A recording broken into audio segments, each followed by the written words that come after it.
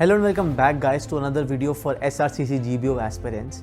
Now this time we tried something new and different where we invited SRCC GBO Alumni and its current students to get all the questions answered जो आपने हमसे पूछे थे previous videos में about SRCC GBO placements, about the exam day strategy, about the preparation strategy, and of course about the personalized experiences that people had during those 2 years of attending that course, whether online or offline.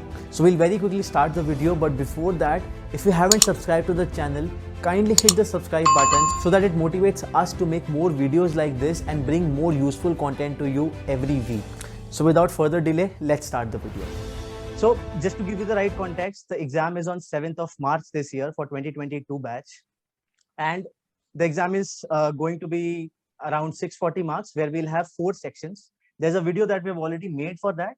I'll quickly introduce everyone. So we have Achal Arora from 2017-2019 batch. He's currently working with EY as a senior business analyst, and he was a very active member of the Finance Society.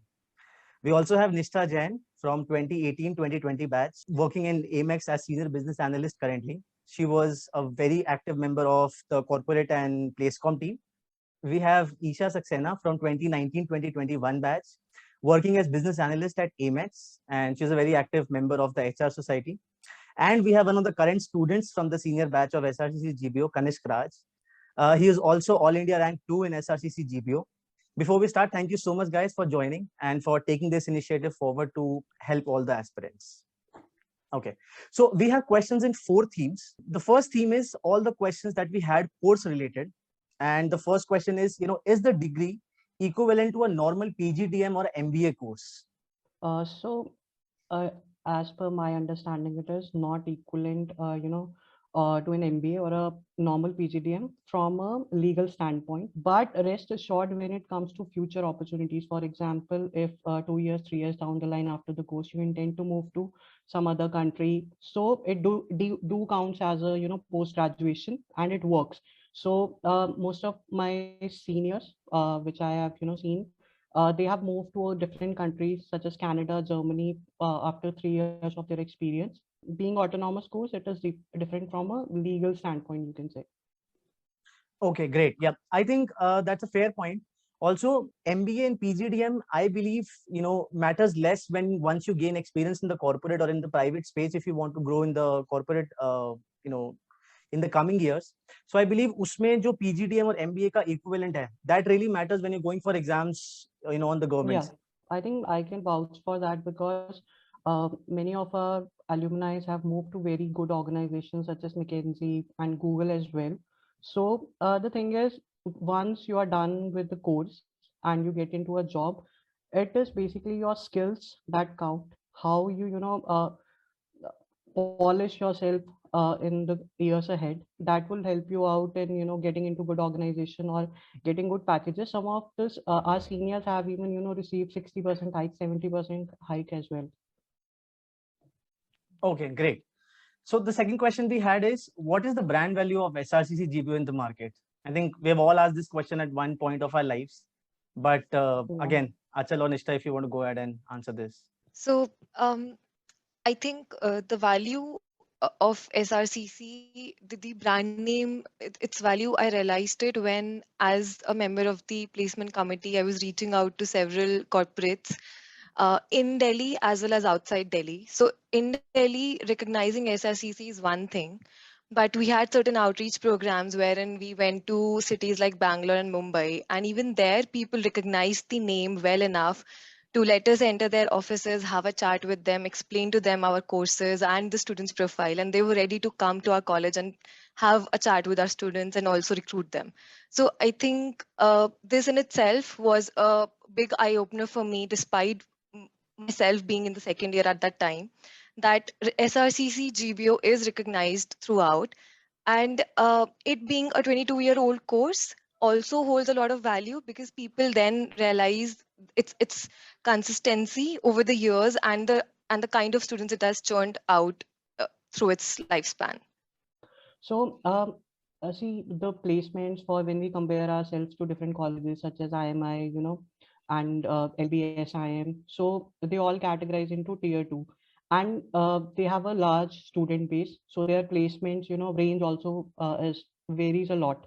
So they may be having 22 LPA and other sort of packages, but over the years or in the recent years, SRCC GBO is also getting into that range.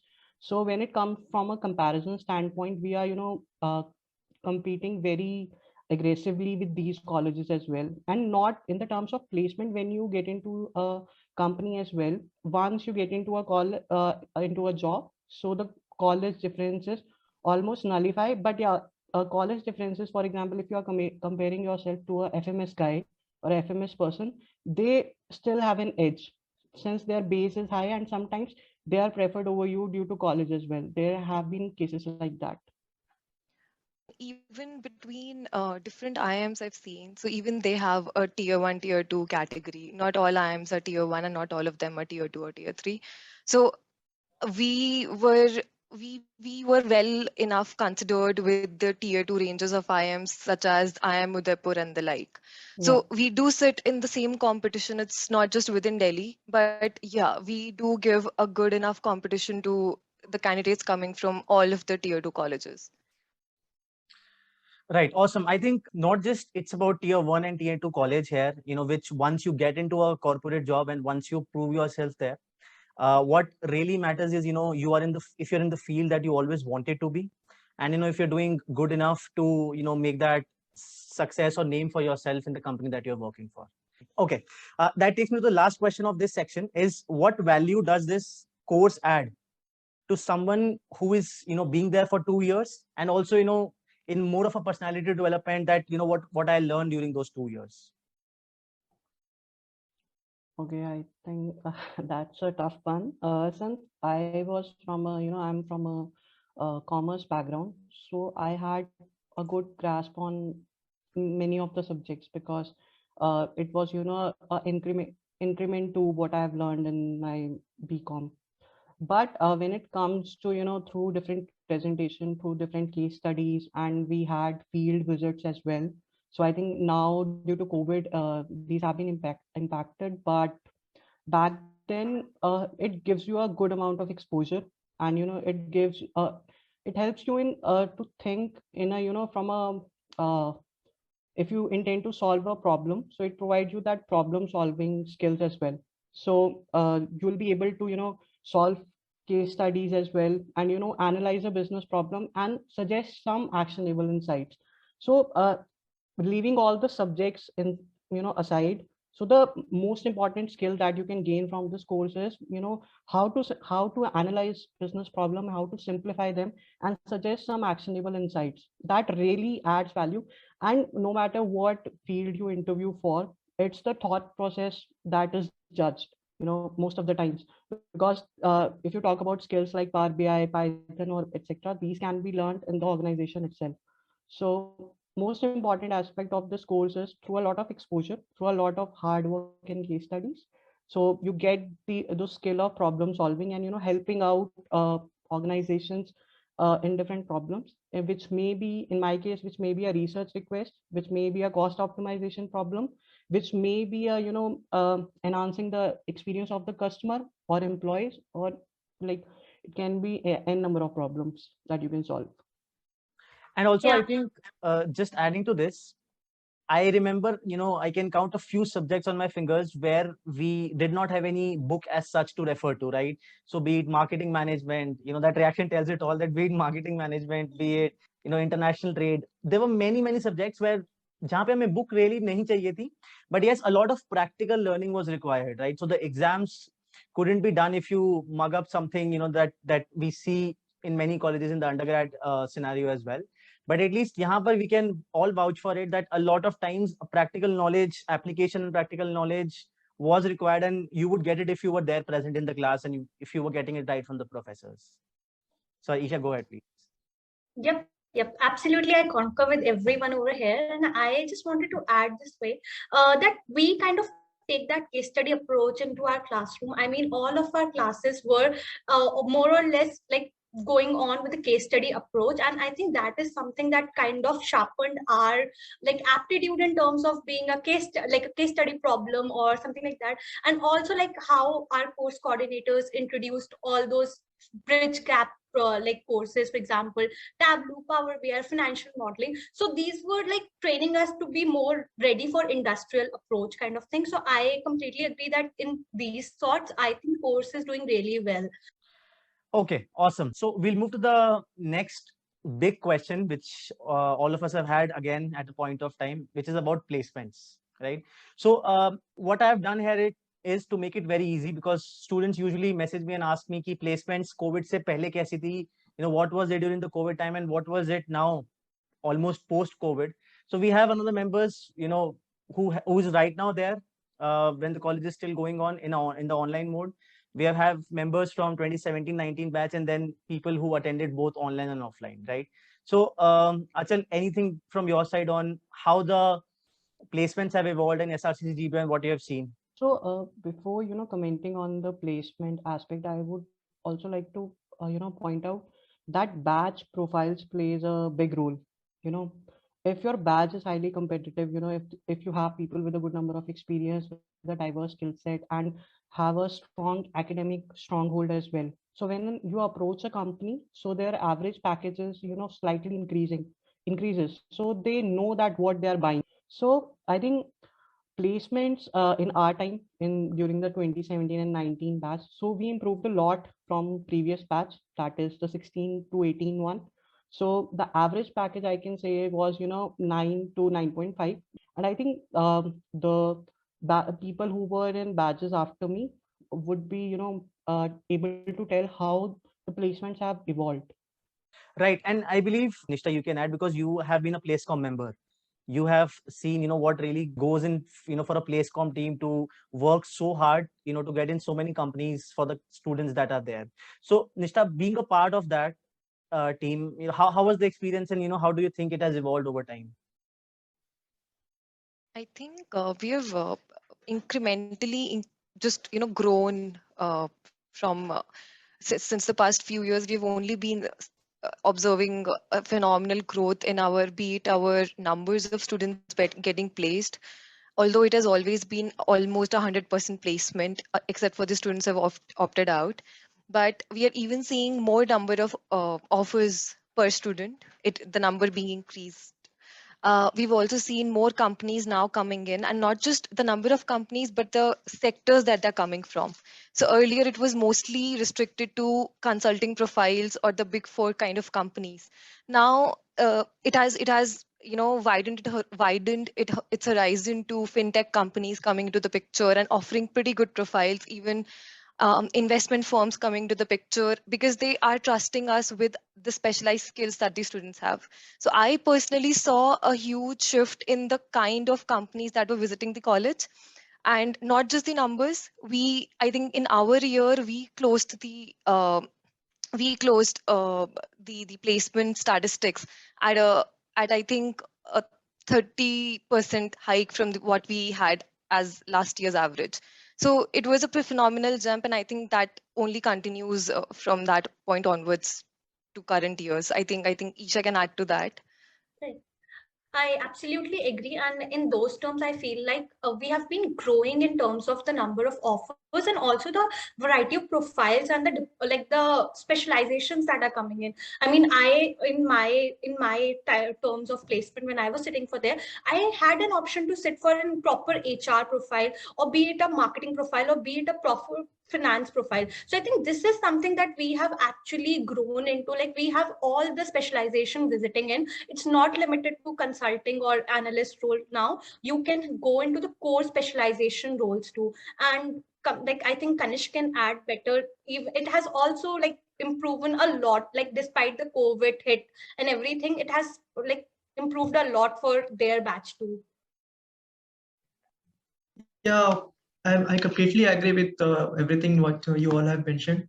And adding to that, there has been the placement have been totally in consonance with the industry trends, and especially after the initial blip of COVID-19, then we managed it quite well. The placements we have had this year The numbers are phenomenal, and the actual figures will be quoted soon by your placements and corporate relations team. But I can say that the placements have grown manifold, and there has been a decent increase, not only in the number of profiles offered, but also in terms of the variety offered by them, like in all the sectors: consulting, finance, HR, marketing, as Isha mentioned. And yet again, that comes to the point of what Achal mentioned, that the batch profile plays a very crucial role here. Because when companies are coming to a college, they don't only look towards the brand value. Of course, they look towards the brand value, but they also look towards the pool which they are availing. And if among them they find that then they can have a diverse skill set, then obviously they will go for that. And that's what which has been happening phenomenally well in our batch. And I would credit my batchmates as well as the placement team for the same.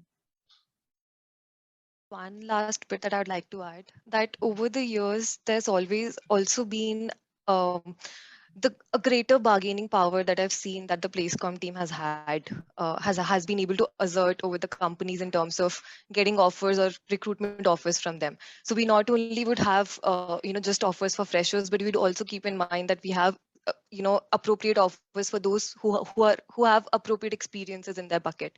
So we have been able to ask for such varied kind of recruitment offers from the companies because we've proven over the years that we have been a good batch, a good kind of pool to look into. So again, coming back to the profile, it has played a role, but again, due to the increased credibility over the years, it has definitely increased our stakes in the market. Awesome. And yes, I think just to quote the numbers, from last year, I think average salary was around CTC was around 10.88 LPA, and the highest LPA, the highest CTC touched 18.82, which I think is great, to look at year-on-year growth. And I will be, waiting for the current batches report to be out, and we'll all see this. And I believe, and I'm 100% sure that again the year-on-year growth would be phenomenal. So I totally agree on that. Okay, I think moving from placements to a candidate and going through that preparation phase and going for the exam. The third theme that we have is around preparation. I think the exam is on 7th of March, which is about a month from now. So this is mainly for Isha and for Kanish, because you have been in touch with this course and with this exam. And Kanish, being AIR too, I think can be a guide to all of us on how to really prepare for these kind of exams. So anything on the strategy, the books that you would want to mention, or the mock test series that if you have you're taken it at your time, feel free to share with the aspirants on how to go about it in the next 1 month. My approach was like what I heard from other seniors and alumni, is that speed and accuracy is the key to crack this examination, and I specifically tried to implement that into my mock series and also on the main exam day, the D-Day. So what I believe is that this exam is divided into 40 questions of each section. So speed is something that is very important, and also with the speed comes the accuracy part, because in any way you have to answer more questions more and more, and also with the 100% accuracy, or the accuracy rate should be at least 98 to 100% to score much better. In terms of preparation, I did opt for a mock series. It was from Study Bus, and that kind of actually helped me understand this paper more specifically. Like, I have been preparing for all management entrance exam, but SRCC GBO is slightly different from others, because in 2 hours we have to solve 160 questions. So speed factor is definitely very, very important. And I think in terms of practice, the more you practice, the better you get at this examination. And fundamentals always play a very big role while cracking for this examination, because it revolves much more around your fundamentals being very strong and robust. So my approach would be skill, speed and accuracy in terms. Yeah, I would absolutely agree with what Isha mentioned. And adding to that, for my own personal strategy, I would like to mention here that I am from a technical background. So my aptitude skills had been good, decent enough, I can say, even before preparing for the exams. And since I was preparing for other management exams as well, so I had a good knack of attending the exams and to spontaneously modify my strategy accordingly. So I will talk about it later, but before the exams, what books I had referred was only the CAT series for Arun Sharma. Dr. Arun Sharma, like 4 books of data interpretation, logical reasoning, quantitative aptitude, and English. So I had referred only those books. And for the mocks, I had opted for, there was a website called Sabgyan. I do not know that it currently exists or not, but at my time it did. And I gave 6 mocks. And the only mistake I feel that candidates do here is that they opt for a multiple number of mocks, but they do not analyze those mocks well. And because I believe that if you are giving, even if you give 50 mocks or 100 mocks, it doesn't matter if you do not sit with it and after 4 hours, spend 4 hours on it, and then you try to understand your strengths and weaknesses. And ultimately, it helped me in the exam because for me, I think in any competitive exam, you cannot know each and every question. There will be always be some limitations, and there will be always be your strengths. So for me, my English and logical reasoning was my strongest section. So 40 questions, and it helped me in getting AIR too because I achieved 100% accuracy. I got 160 out of 160 in English and 160 out of 160 in logical reasoning. So these were my strongest sections, and I ended up doing them in the initial part of the examination. So this was my strength. So I realized it and I implemented it. After that, I felt in a more comfortable zone, and then I realized that data interpretation section was a bit tedious. Too much calculations were there. So I wanted to do that first, but then I modified my strategy and then I opted for quants first. So for all the aspiring candidates, you have to be flexible enough. You got to have a strategy, but you have to have that willpower that you will modify yourself according to the examination. So I had and since I had a clear strategy and I had clearly underlined my strengths and weaknesses, so it was more important for me to leave those questions which I didn't know. Like geometry was my weak portion preparing for the exam. So straight away there was a geometry question like figures and all. I just quickly skipped over it, and I did only those questions which I felt that I would be doing. In that way, I managed to save a lot of time, and I didn't waste a lot of time on those questions which I had less probability to succeed on. So that's all for my strategy. I think it's very important to be flexible enough. That is what I feel with your speed and accuracy. Okay, so guys, we have the last theme here for today, which is experience. And again, as I said, we have people from offline batches of SRCC GBO to people from who had a hybrid mode of, half going into offline mode and half online, to people like Kanish who spent almost 2 years now going into the online mode of education. So we'll just get into the experiences of each and every one of us on how has been SRCC GBO for them and how has it changed them when they were there for those 2 years. So thank you, Nikhil. First of all, I would like to point out that I've been, very critical and apprehensive of the course during my, 1.5 years till I was placed.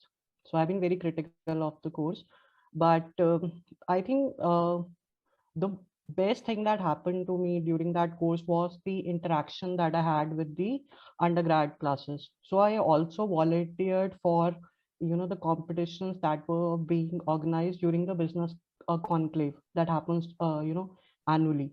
So you get to learn a lot even after even if you are a volunteer in their events. So there is a lot of learning coming from the undergrad batches as well. So when you interact with them, you get to learn what are new things, what they are doing, and what you are not doing. So apart from your batch, the other angle that this course provides is that you are sitting in the best undergrad college when it comes to commerce in the country.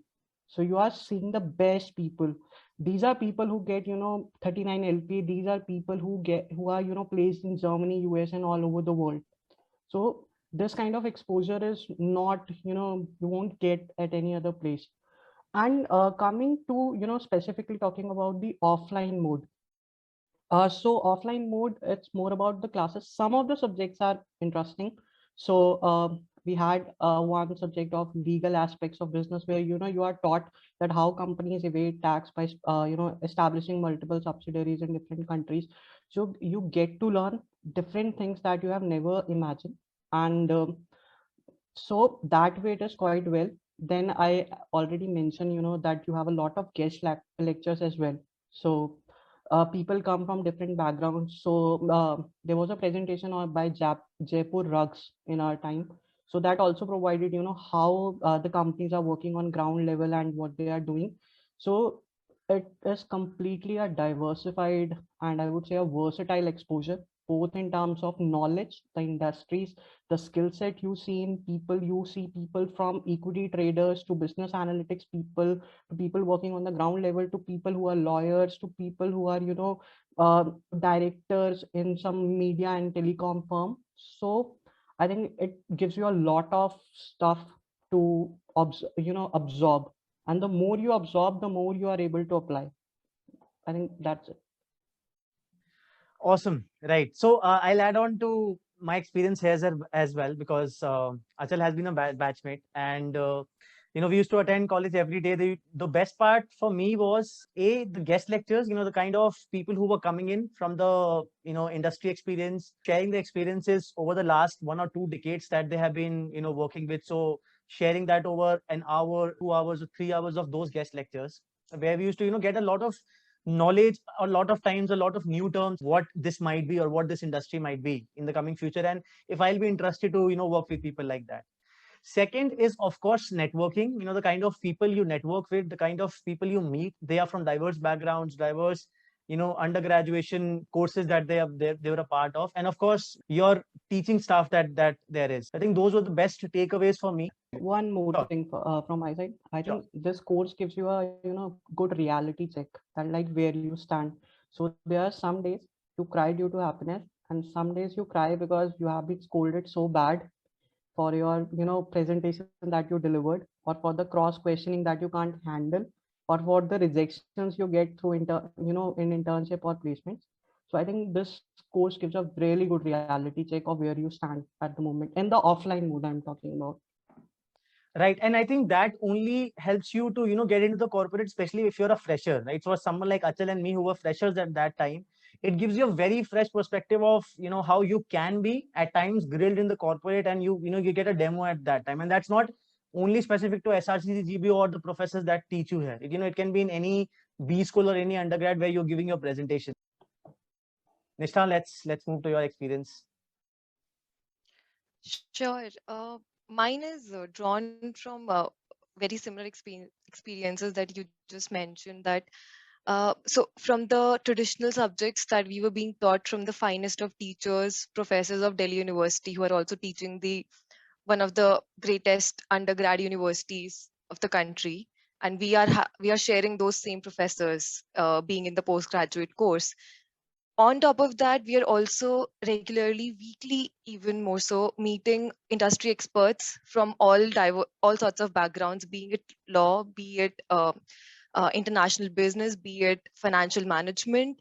We are learning to trade derivatives with derivatives, which is, I think, one of the very unique things that I found in our course, that we had very unique set of teachers coming in, and we had the space to even go up to them and learn specific things, and just have an open chat, open conversation with them, regardless of where we are in our studies or in our careers. Even if I go back today, they will remember our faces, because we are a small bunch, and they do give us that personalized attention that that I valued the most, I think. Apart from that, the second most driven thing for me has been, so it's a very it's a very students driven course, to a point that if I and a bunch of my friends decide that, okay, I think we could benefit from learning German, because we are an international business course and we see some of our counterparts learning that language in some other colleges. So we had German taught to us because we requested the faculty to provide that opportunity to us. And there was such initiation, there were some formalities done, and we had a German teacher. So this is just one example, but I think most of the things were, if some society wants to conduct some kind of quiz, some kind of business school competition, we had complete freedom to do that if the students are willing. So there's no external pressure from your professors or from your teachers to perform a certain way. It's all in your hands how you want to make the most of your 2 years. And I think more so made it a point that I think my suggestion would be, if you do happen to come to this course, just try and be a part of some kind of society, because it opens your horizon to no extent. I was a part of corporate relations cell, and I actually genuinely learned in those 2 years how to interact with people who have been in the industry for 20 plus years and tell them about our course, bring opportunities to the college. I got that exposure. And I think that I couldn't have got that even in this corporate space. I wouldn't be talking to, the VP of my company, but I had the opportunity back then. So I think all our societies have such diverse people. They are doing some phenomenal work. They hold some amazing competitions, and it just, keeps growing better over the years. And that is my personal suggestion, that just do try to widen your horizon and get involved as much as possible. So even I also feel like, so I come from a standpoint wherein I have been a part of hybrid kind of education, wherein I attended like 8 months around like offline college, and then we completely evolved and transitioned into online. So it was a mix of emotion for me. Like when you guys are mentioning, I kind of felt this part to be missing in my college life, like human connect, or like peer learning or something like that. But then we actually gradually evolved into that online education system, and it was very smooth from therein. And like you guys are mentioning, I also personally feel like we do have renowned faculties coming and like teaching us all sorts of subjects, and it's like always a student driven course for SRCC GBO.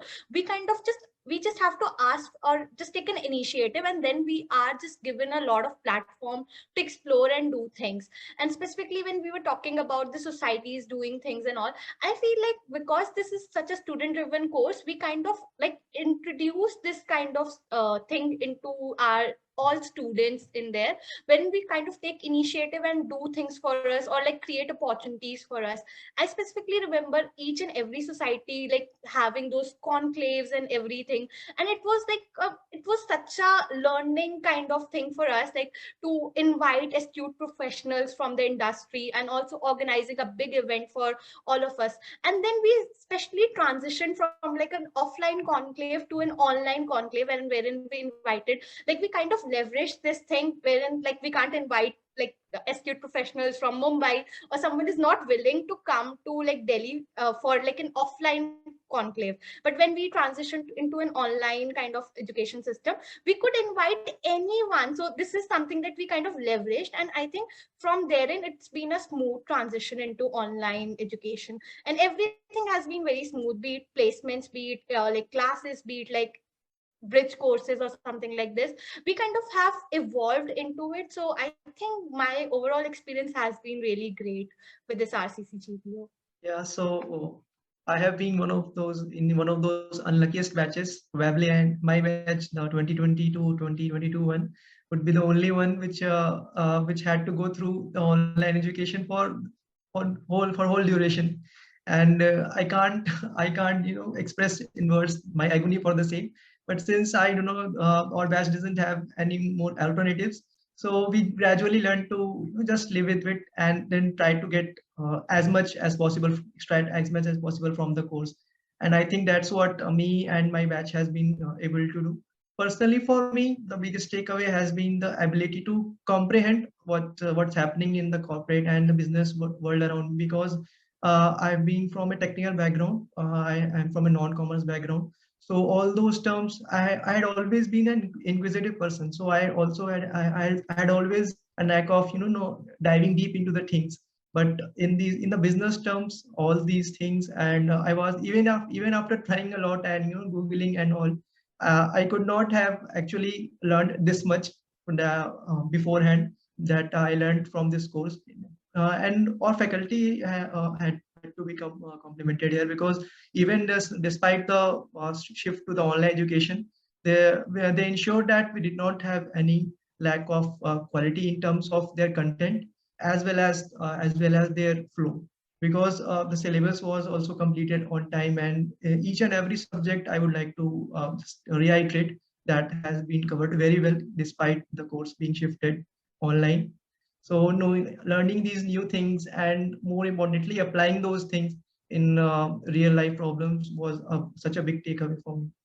And as everyone out here mentioned about the faculty, we had one of the finest faculties across the country, and it felt in their in each and every one of their classes, because when they taught, and their experiences and was not only were not only limited towards the content of the course, it went beyond it as well, and we could learn a lot. Okay, awesome. Thank you so much, guys, for doing this and joining us on this one. If you have any questions, feel free to comment it. Feel free to send us on the WhatsApp number, and we'll probably keep doing these sessions with more alumni members and more current students, so that it keeps helping you to know more about, more real things about the course, and not hearing from someone who hasn't been a part of the course or who only looks at it from the outside. Okay, thank you so much. Okay, so guys, this was it for this video. If you liked the video, don't forget to hit the like button and subscribe to the channel. हम try करेंगे कि ऐसी ही videos आपके लिए और भी ज़्यादा लाएं, और भी ज़्यादा एलुमनाइज के साथ, ताकि वो आपको हेल्प करे to make a better and informed decision. Till then, stay healthy, stay safe.